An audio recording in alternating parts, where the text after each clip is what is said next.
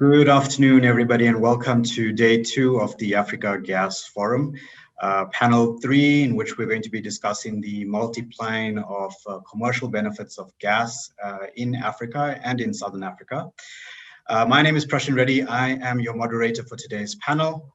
I am a principal at Carney as well as a director at the South African National Energy Association. And I am joined by a set of colleagues who are very experienced in the gas space and across the continent. And I will go by about introducing them now. I'm joined by Mr. Jaco Human, who is the Executive Officer for the Industrial Gas Users Association of Southern Africa. He also plays the role of the chairperson of the Business Unity for South Africa's Gas Energy Committee. And of course, will be interesting to hear from Jaco from the perspective of the Gas User Association. Also joined by Mr. Afetsi Awona from Ghana. He's the founder and CEO of JBW Limited.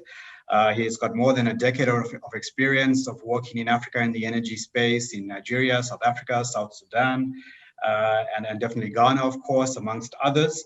And certainly we're going to hear a lot from him around his work around the continent and how we frame the topic of gas commercialization in Africa. We're also joined by Mr. Keith Harvey, who is the legal manager and chief risk officer at the Richards Bay Industrial Development Zone, special economic zone. Of course, one of its focus areas is in the oil and gas sector. And he's the chair of the steering committee and he's looking at the study and feasibility of oil and gas in the hub of Richards Bay. So welcome, Keith, and looking forward to hearing about the work in the special economic zone. And lastly, we're joined by Mr. Emmanuel Mulunga, the MD of NAMCO, who also has served on the board of NAMCO and has played the role of the Petroleum Commissioner in the Ministry of Mines and Energy. Welcome, gentlemen, and I think it's going to be a very interesting discussion on the gas commercialization and multiplying the commercial benefits of gas for the African continent and Southern Africa. I will allow my esteemed panel members to give a brief introduction and a word on the topic before we get into the actual questions and take it forward. So maybe if we can start with that and maybe go straight to Mr. Jaco Human, if you can just give us some brief thoughts on the topic as we start. Thanks, Prashin, and thanks for the opportunity to talk about this very important topic. I think particularly in the sub-Saharan African context, I think gas energy is certainly being positioned as a game changer. I think there's a couple of prerequisites in achieving that ultimate goal. I think by and large it is, of course, the ability to develop all these projects efficiently. That is premised on obviously policy positions of our respective countries. I think the regulatory environment is certainly something that needs to be developed as well in order to enable these particular investments and projects really to capitalize on its full potential. Without a doubt, you have immediate benefits coming through the development of these projects, and I mean these are short-term and immediate benefits. But I think the true long-term ability of having access to energy, particularly gas energy, is certainly what we view as the game changer. I think if you look at a South African context, we all understand very well what the energy position is in South Africa and the sort of imminent shortages that we've got in the electricity space, definitely in the gas energy space as well. There's a latent demand across various sectors that is really sort of fueling the demand for gas and the demand for these projects to be developed. I think by and large you're looking at gas to power, you're looking at embedded power generation as a sector on its own, you're looking at the switch from coal to gas in power generation in the South African context. You're looking at the industrial demand for gas energy, direct heating and other chemical processes. The petrochemical sector in itself is a significant demand for future gas from current levels. And then you've got smaller industries that's currently all waiting to have the ability to tap into these networks for gas molecules. And here you're talking about the logistics industry, which is about to, it's the displacement of other fuels. So the potential is definitely there, and we one of our key topics within the industrial gas user space is the availability of gas, other than policy and pricing. But I think the availability of gas is foremost in the South African context, and that needs to be unlocked. There's a lot of work to be done in that space. Thank you for those opening comments, Jaco. If we can go to you, Keith, now, maybe to get some of your opening remarks as well. I come from the background of an industrial development zone. Now, if we work out when we started out, you've got a problem with electricity, but your big gas power plants they act as an anchor tenant. The ones where the jobs are going to be created is an equivalent of a shopping center of the line shops around the anchor tenant.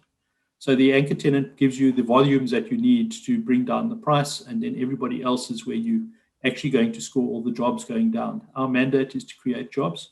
Power plants don't create that many jobs. In construction, yes. In operations, no.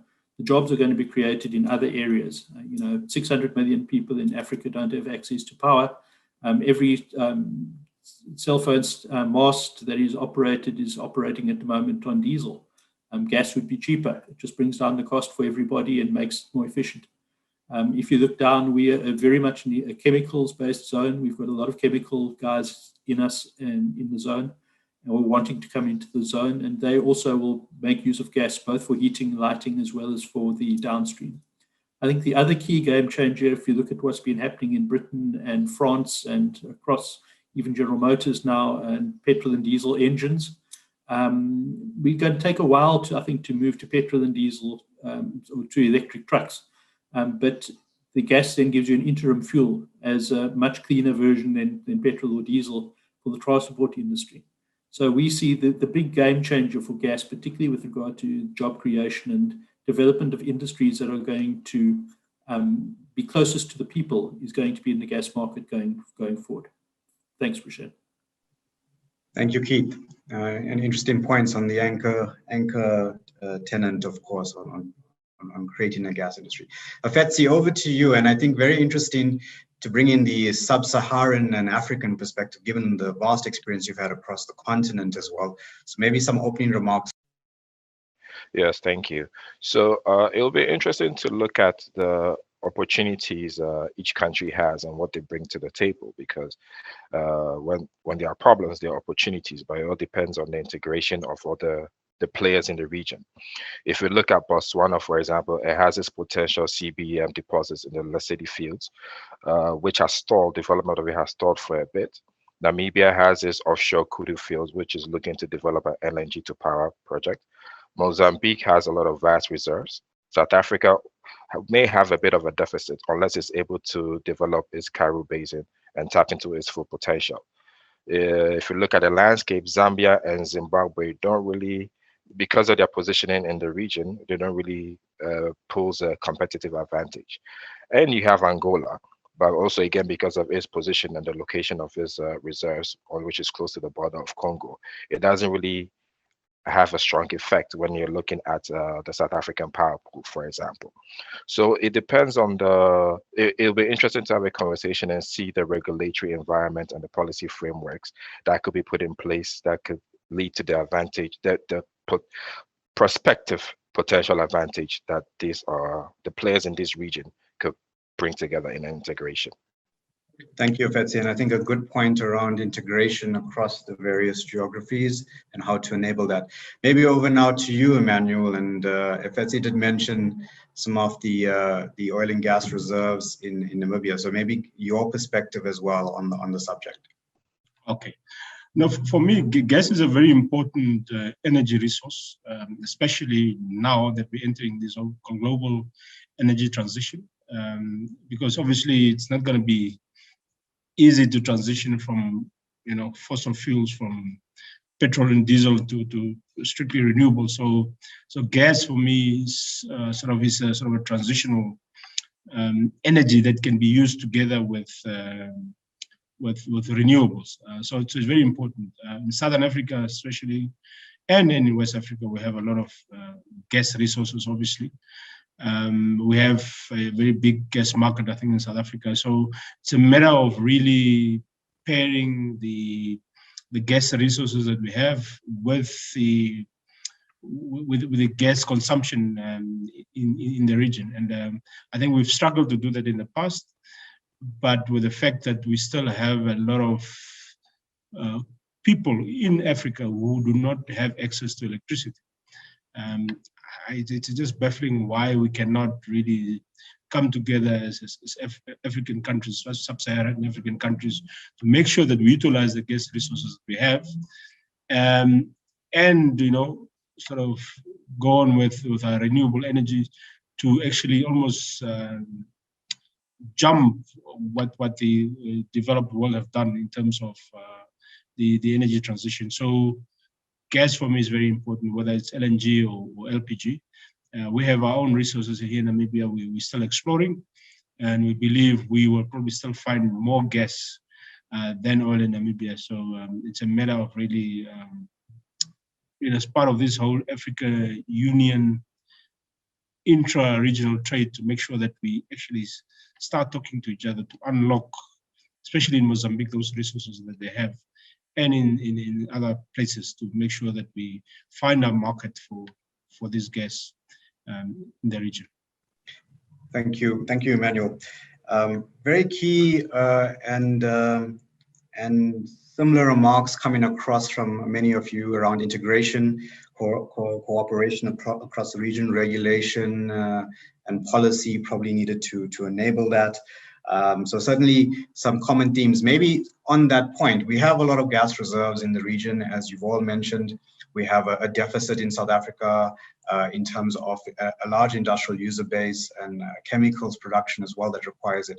What is preventing us from having this sort of integrated regional cooperation and enabling the trade of gas across the region? So maybe what are the things that we need to do to enable them?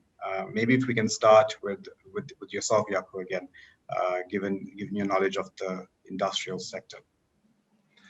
Thanks, Prashen. Yes, if you start talking about enabling, it firmly starts with, of course, government policy and the positions that the respective governments take in this. There's a lot of work that we're involved with on the SADC Gas Regional Master Plan. I think this is a long-term play, right? For the full integration to come. We all understand the benefits of this integration, the cross-border trades of gas.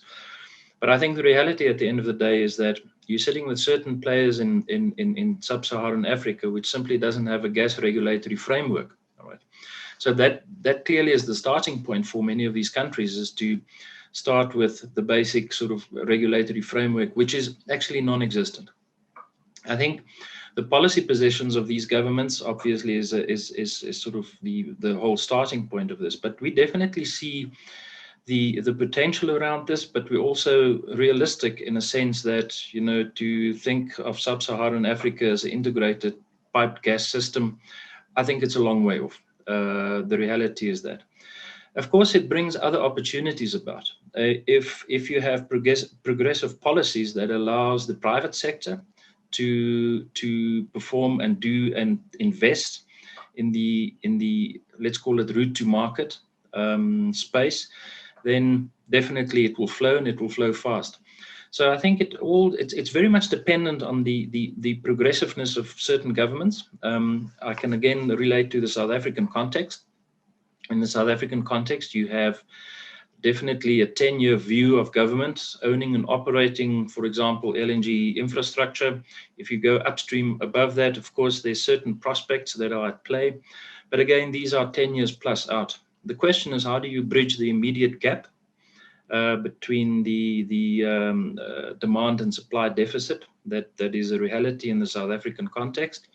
And I think this is where the South African government certainly needs to take a very progressive view in terms of deregulating this space to allow for private sector investments to flow, and the sort of development of the gas energy market, which is desperately required across all these market sectors, whether it's power generation, logistics, mining, the displacement of more expensive liquid fuels.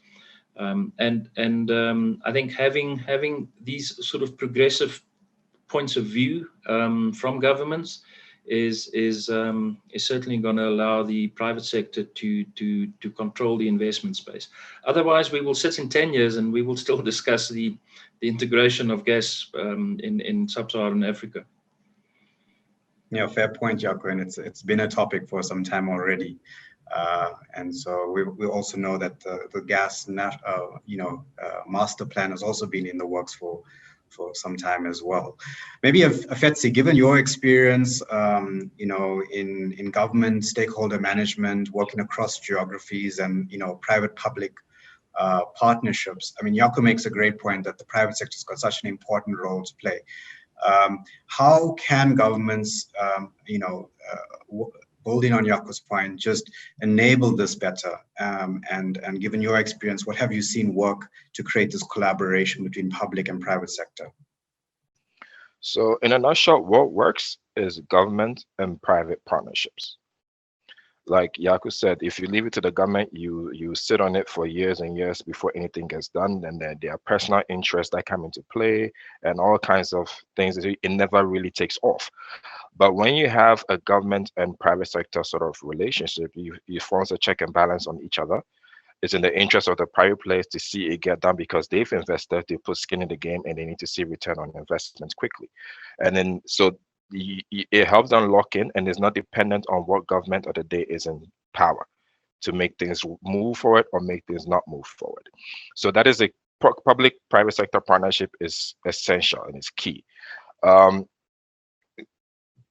on the government side, what really matters is getting in the right policies and the right regulatory framework is essential and it's imperative. Without it, it will just fall apart, no matter how well the partnership is structured. And it's imperative on the government to get this done. It's in their interest, basically. So if you look at Southern Africa, for example, right? You look at the key countries there, and I say the key countries looking at the potentials they have. You have Mozambique, that is estimated to have huge reserves. You have South Africa, that will have a deficit unless they develop their shale gas reserves and tap into its full potential. Botswana and Namibia, in my perspective, can be standalone operations that focus on their domestic consumption.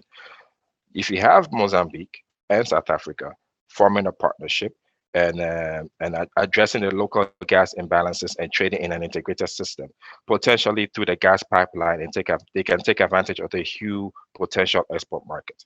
Now, this is a situation where the African Free Trade Agreement can be lobbied to play a role in getting the right policies to allow this sort of merger, if I can call it, and to be fruitful. Because then you don't have one thing I've noticed is when you form your partnerships between different countries or different governments in the GT, question of who's in charge, which currency is the product being traded in, and so on and so forth. Now, so they always settle on foreign currency, which is the dollar, the almighty dollar. But for the government, the interest of the government is to make sure that the economy thrives. Even though trade in forex brings in foreign exchange for the economy, it does not empower the local currency. So that is always a challenge that I see. So some of the things that the African Free Trade Agreement can come into play, in my opinion, is to foster a more harmonious synergy of getting a G2G or G2B relationships in terms of extractive industries and trade of natural resources across the region. Thank you, Afetsi. Maybe what would be interesting to build on that point as well is to bring in Emmanuel. Emmanuel, you've spent more than a decade working in the as a petroleum commissioner within government in Namibia. So maybe just to bring the perspective of government into the conversation of how to build these partnerships with the private sector. And as Afetsi and Jaco have mentioned, how important it is to actually have these partnerships in place to enable it. So maybe Emmanuel, in your experience working in government, how has the engagement with private sector gone, and what do you see as making that partnership successful for both sides? Yeah. It's a good question.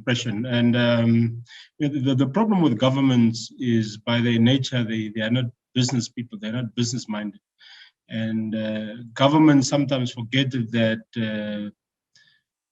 that they have a role to play in the prosperity of their own economies.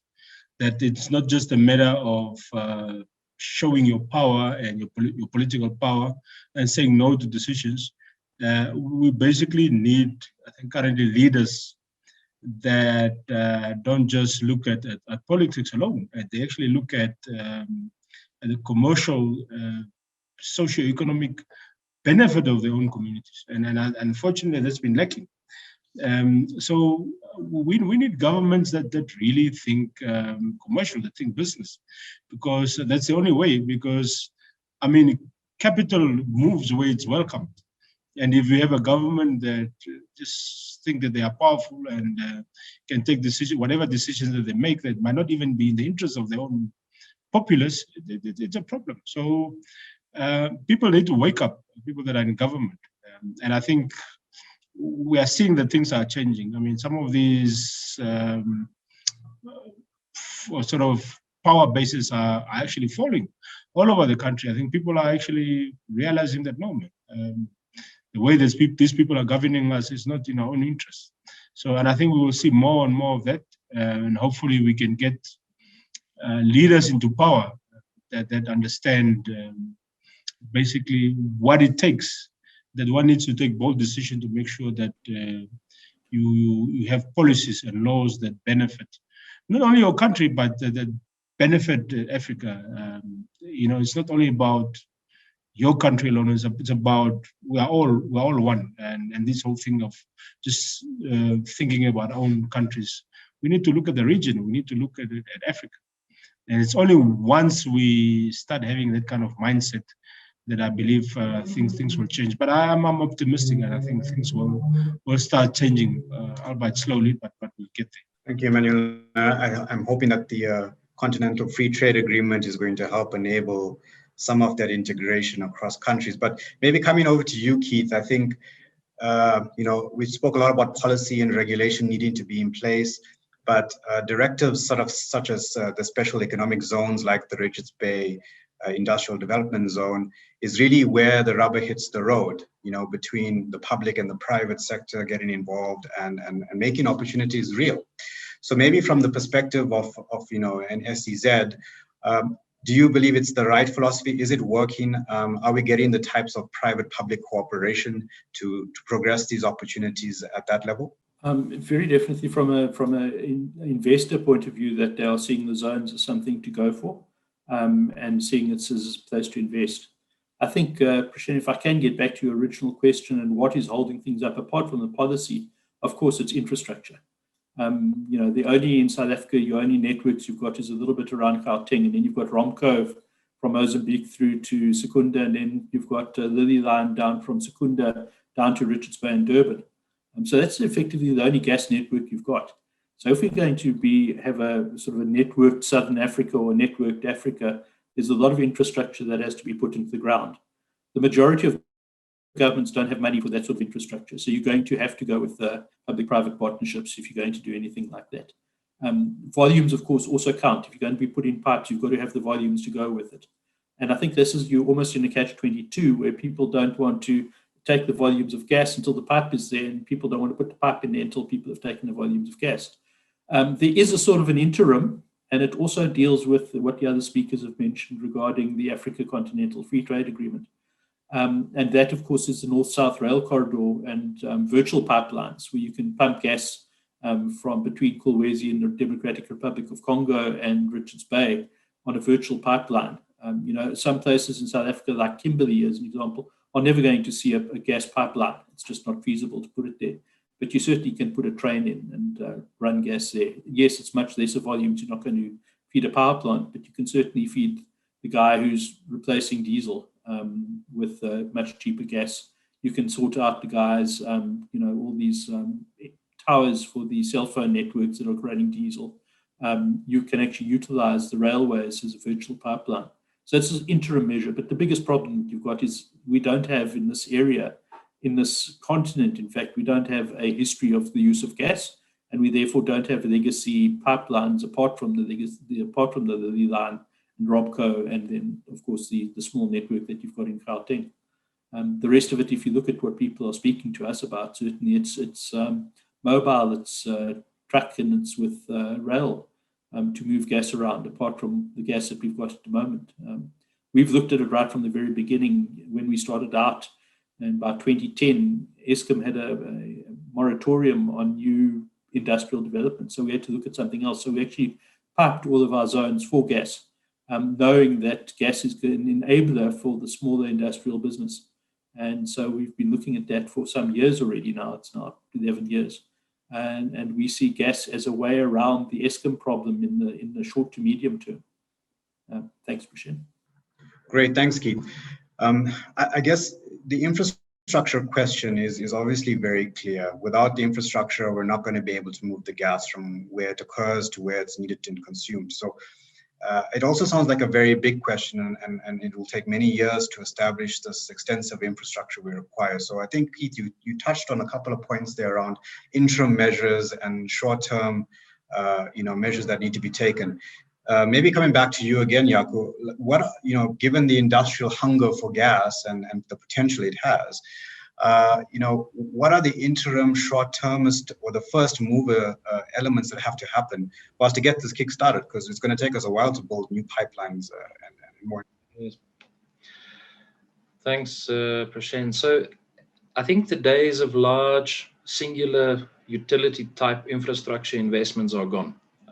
Particularly in the South African context or African context. So I think the days of large-scale power plants, large-scale LNG terminals, land-based, fixed, requiring hundreds of millions of dollars upfront investment, risk by government, those days have gone. The question is, how do you bridge this gap between, exactly to your point, this gap between this pent-up demand for gas energy in South Africa or elsewhere, then for that matter, and without, in terms of limiting your investment risk, et cetera, and what we see is a lot of from a supplier investor perspective is a lot of projects which I call it the staircase approach to ultimately permeating gas or the gas economy in South Africa.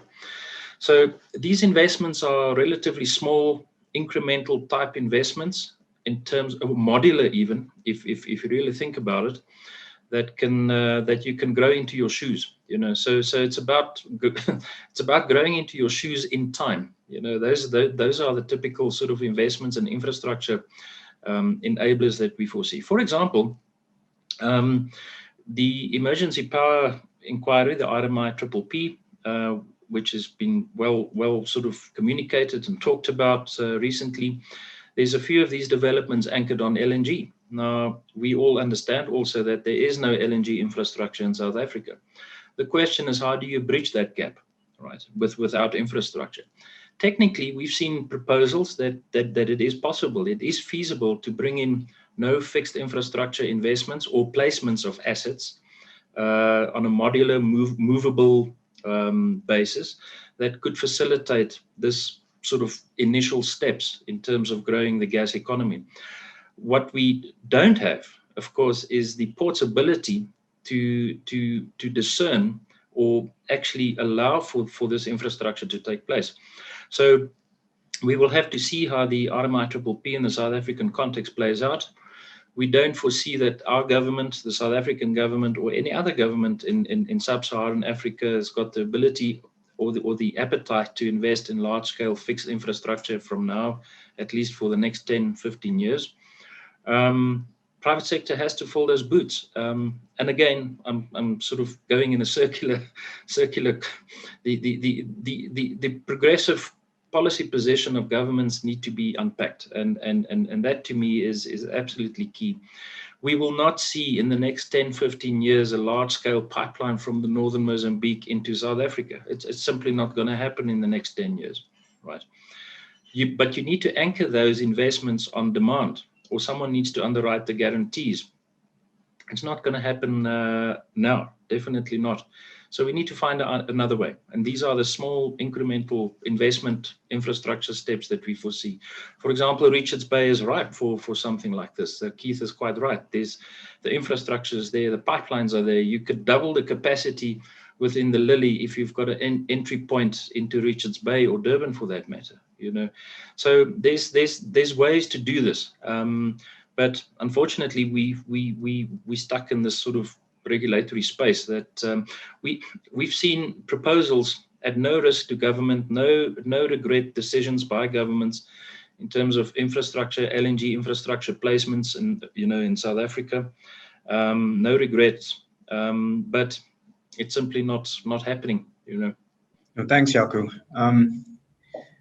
Maybe then let's move on to how do we ensure, now that we've got the African Continental Free Trade Agreement, in place, and it needs to start to unlock value as we move forward. How do we ensure that Africa benefits from its huge resources of gas, not just necessarily from maybe the power generation and as Keith mentioned, the anchor that generally comes with gas, but broader industrialization, and actually we use gas in our homes, in our industries, really to drive the industrialization of the continent and the region.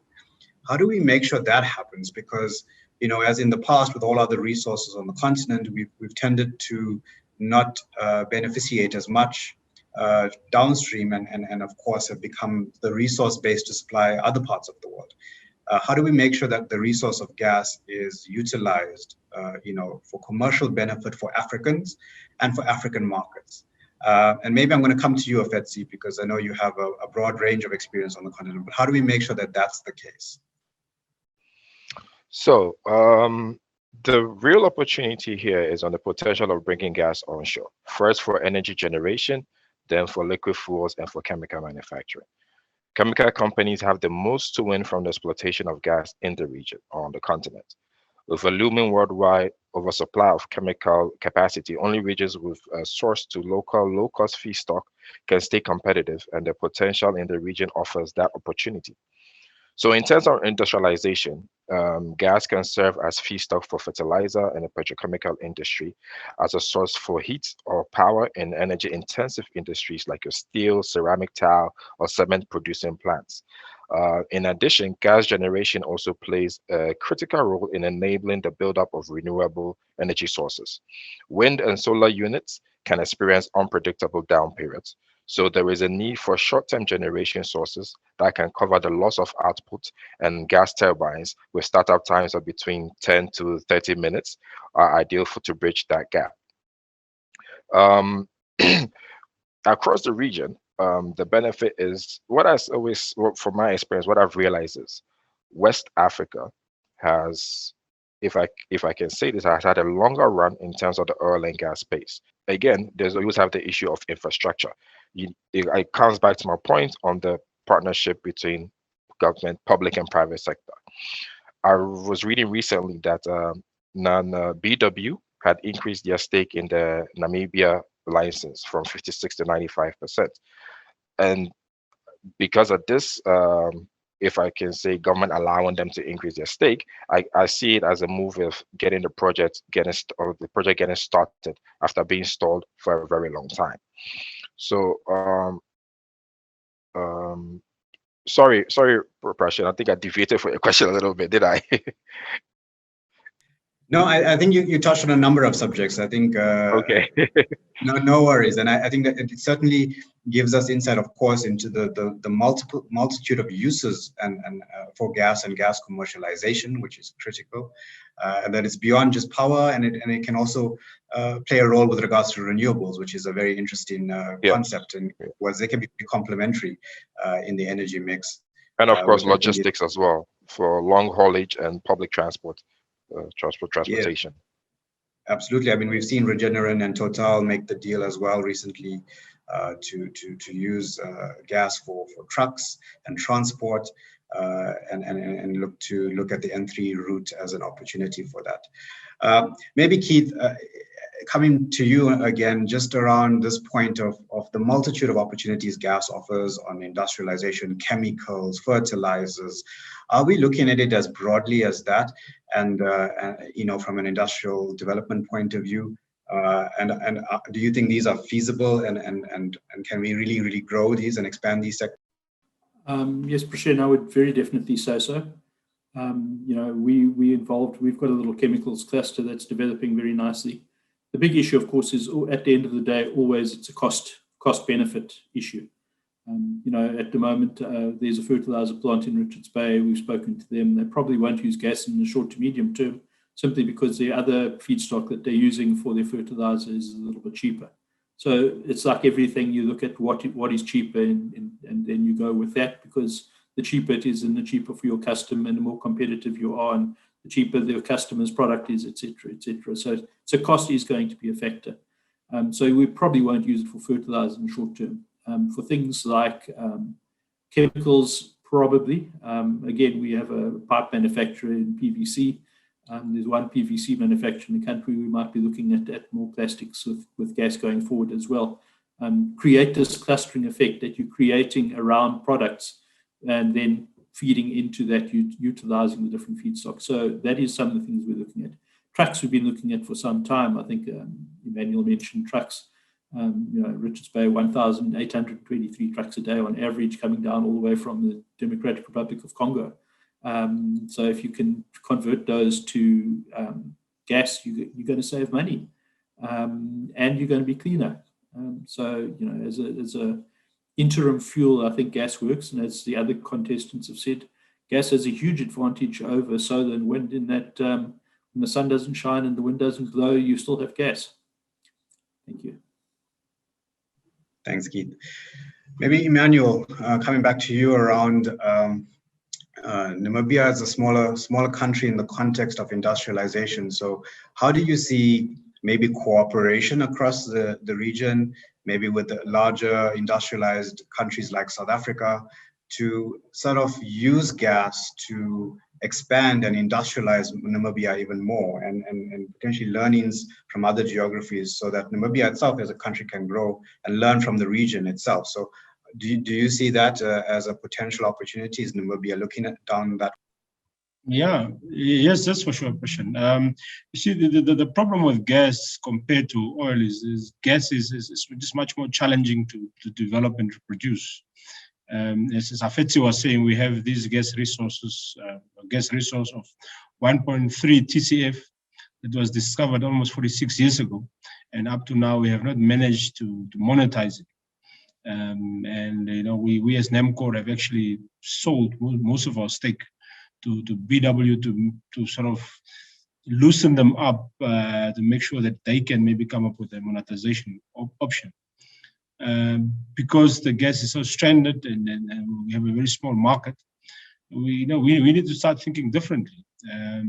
We need to, for example, apart from looking at South Africa as an option of the destination of that gas, but I think in Namibia we can actually start looking at other options, mineralized LNG.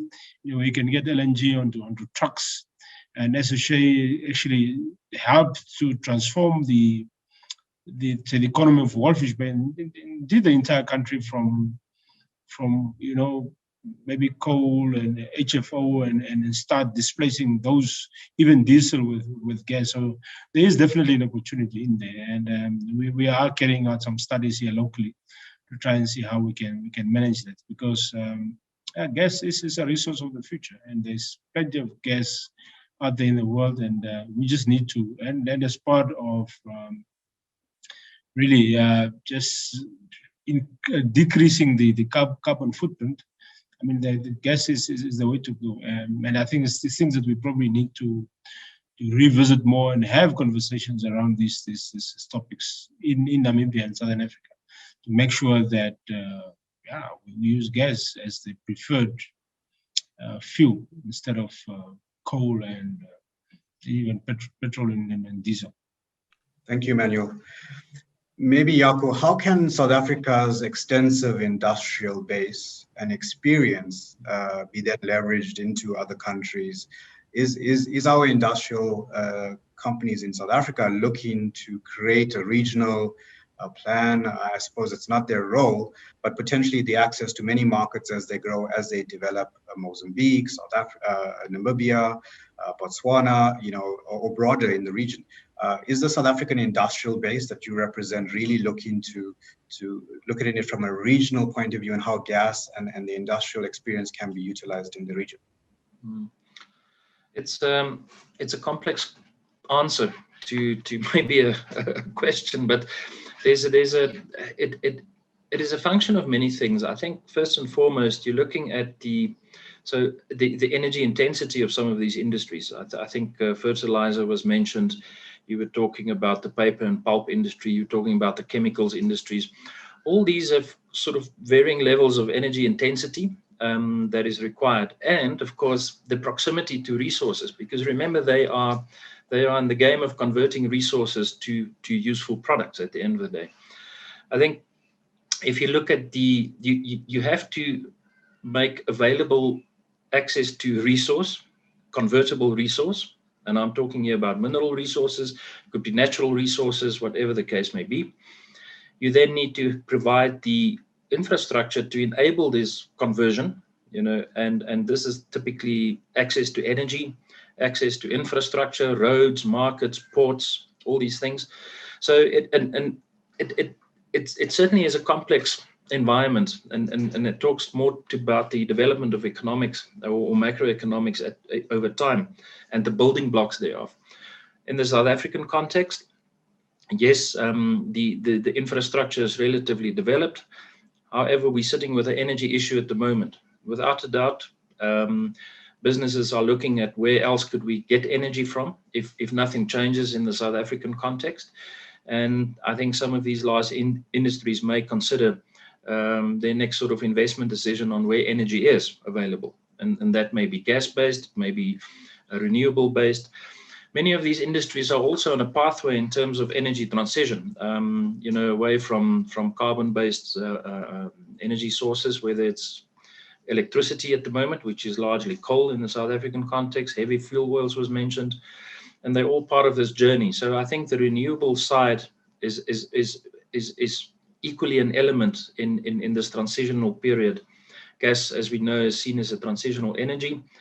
And again, it's also a bit more complex because a lot can be said about the just transition that protects this the social stakeholders within this energy transitional space that we're faced with over the next 10, 15, 20 years. Thank you, Jaco. That's a great point on the just energy transition, which has been spoken about a lot, and the potential of shifting from coal or oil towards gas and renewables as the energy sources of the future. Maybe around creating jobs and making sure that we can substitute the current sectors that really provide our energy needs and our industrial needs. Coming to you, Ofetsi, in terms of the continent being so dependent on, let's call it the traditional hydrocarbons of coal and oil, how do you see us being able to create enough jobs as we move towards these renewable energies, to gas? Is it really possible to create enough jobs to replace those that are there today for Africans across? Interesting question. Well, first, let me say that switching electricity production from coal to natural gas is not only to ensure reliable power supply, which will increase domestic activities, but also foster a reduction in greenhouse emissions, which you get from coal and crude-based thermal plants. Coal also requires a lot of water and chemicals for the washing out of impurities, coupled with a tedious crushing system to get the desired sizes. Coal leaves residual ash, which creates an extra monetary and environmental cost for its disposal. Coal requires multiple movements of trucks and vessels to be transported, whereas natural gas can easily be transported in pipelines, which is cheaper and has a lower energy requirements. So in terms of creating jobs, I see it as I don't see switching to natural gas as a means of taking away jobs. Looking at the potential that natural gas can create, or the implementation of natural gas in various industries can create, it's an avenue to create more jobs, to create more sharing of knowledge and know-how across the region. Like I said, in West Africa, from my experience, maybe East Africa, you have a lot of local competence that can be transported to other regions of the country, Southern Africa, and so on. So there's a lot to share across regions of the continent. Thank you, Ofetsi. Maybe now if we can move over to Keith, and this just energy transition is a big question in South Africa. It's a big question for the continent as well as we move away from these let's call them more severe hydrocarbons in terms of pollution, etc. So we're moving towards more greener fuels. In terms of the industrial development of gas, are we looking at that as how do we substitute jobs in other sectors? How do we make sure we make the impact and multiply the impact from a job creation point of view from these traditional sectors that we've had in South Africa? And I think if you look at it, a lot of it will be just a move across. If you're shipping diesel, you can move to shipping gas. In fact, it may create additional jobs. As an example, if you're looking at your downstream mechanics workshop, where he's now going to have a gas mechanic and a petrol mechanic. So we will be creating jobs in that way. I think the other thing that we mustn't forget about in Africa is that a lot of the energy currently comes from chopped wood that people go out and chop for themselves, particularly in the very rural areas. And if you look at where the take-up is at the moment of LPG, it's in those areas where people are substituting gas for chopped wood. It gives them much more utility. It lasts a lot longer. It gives you better light at night if you put it in a gas lamp. It gives you better heating. So I think it's an improved fuel apart from the fact it's much healthier for you. Yes, I know chopped wood is a form of renewable energy, but I think for a lot of people, you're making their lives a lot easier if you're swinging them across to gas. And then you've got the whole down market that comes with that, the distributorship of the gas. The person coming to replace the gas canister, where they go to the local place to go and refill it with gas. You're looking at the diesel mechanic being replaced with the gas mechanic. So it's an upskilling issue that has to go with it. And I think, gas as a whole has the opportunity to create a vast number of downstream jobs. And we've got to make that happen. That's the whole purpose, certainly from an industrial development point of view. Our mandate is, what can we do to get investment and create jobs? It's not just to make things a lot easier for our tenants, to make it cheaper for them, but also to see what we can do to make jobs. And gas has that potential to be a game changer with regard to gas mechanics fixing your stoves and gas mechanics doing your reticulation and doing your reticulation where you currently get an electrical guy. You'll have an electrical guy and a gas guy for a very long time running in parallel. So there is the opportunity to create downstream jobs, particularly in the gas industry. Yes, a gas power plant won't ever use as many people as a gas coal plant, but it is more efficient, it's cleaner for people, it's a lot better for their health, etc. Thank you. Thank you, Keith. And it's clear there's so much opportunity and value to be created with the gas industry. So I'm conscious of our time. I think we're coming close to the end of our conversation. What I'm going to offer to my fellow panelists is an opportunity to provide some closing remarks. But in your closing remarks, I would ask that if you had to place just one recommendation on the way forward to really kickstart this, what would it be? And then to provide your closing remarks, and then we'll come to a close. So if I can start with you, Jaco. Thanks, Prashen, and thanks for the very informative discussion, also to my fellow panel members. I think the government and policymakers certainly needs a mind shift in terms of allowing the markets to determine the energy future. That to us is key. Whether you're talking electricity, whether you're talking the application of gas energy across other industries or direct heating, logistics, whatever the case may be, the markets do take care of themselves. What is important is that these enabling environments are being created that allows for the private sector to invest and play in. Access to energy is key for regional growth.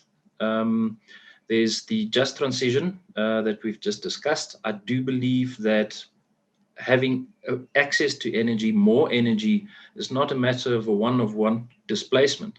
It's about providing more energy to more people, and that, of course, the multiplier and the spin-offs from that basic premise of having access to energy is significant in other industries, sectors that is still yet to be developed in the regional context. The development of gas, yes, we do have upstream gas resources, particularly in Mozambique. I think everything else in the region, and I'm talking about sub-Saharan Africa perhaps, or Southern Africa, and to be more focused, I think everything else is likely to be sterilized by the development of LNG markets and the ability to move bulk LNG across continents. The economics of these smaller resources, if you talk shale gas in South Africa, I don't think the economics will stack up against, for example, the ability to drop LNG on the shorelines of South Africa, and similar other resources that may exist around the Southern African coast. So economics play a key role, and I think we should never forget the matter of price elasticity across sectors. Gas comes at a cost. It's becoming a global commodity. And yes, it has potential. Of course, it's got more potential the cheaper it is. But the reality is there's a price elasticity at play, which is becoming very important for our economic development. Thank you. Thank you, Jaco. Emmanuel, if I can come to you for your closing remarks. Yeah, again, gas is a very important energy resource, and there's a great opportunity in Africa for us to basically utilize and monetize our gas resources that we have. However, I think as governments and political leaders, we need to wake up, and I think the time is now. Because if we don't wake up, as Jaco was saying, there are other LNG resources elsewhere in the world. And if we don't wake up and if we don't stand together and start having discussions in Africa how to trade our gas resources that we have, the others obviously will come and do it for us, because the world is a global village. And if you have other gas supply, LNG suppliers elsewhere that can sort of supply these LNG at a much cheaper price, we will be left behind. So I think it's important that we have these conversations at many platforms, whether it's at our political organizations, regional, bilateral, even in country. We need to have these conversations, because otherwise we'll be left behind. I mean, it's a pity to see a country like Mozambique, with probably top 5 in terms of LNG in the world, and that LNG is sitting there. It's probably might not actually even be developed because of for all sorts of reasons.